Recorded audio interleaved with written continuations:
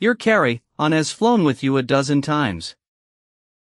Same bag, same trip, no problem. But in 2026, that same bag might not make it past the gate. Here's the twist most people don't expect: the size limit hasn't actually changed. What's changed is how strictly airlines are enforcing it.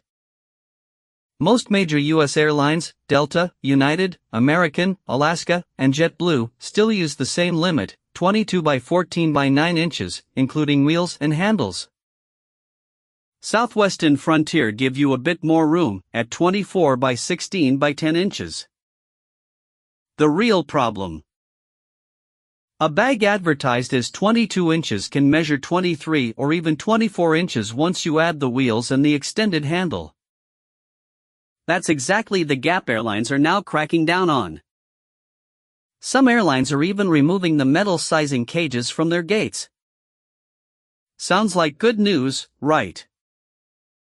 Not quite.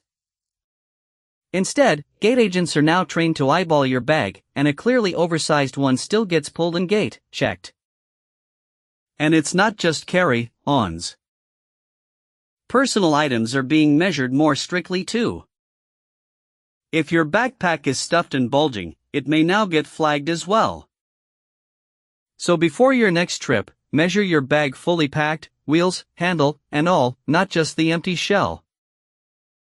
The size limits didn't change.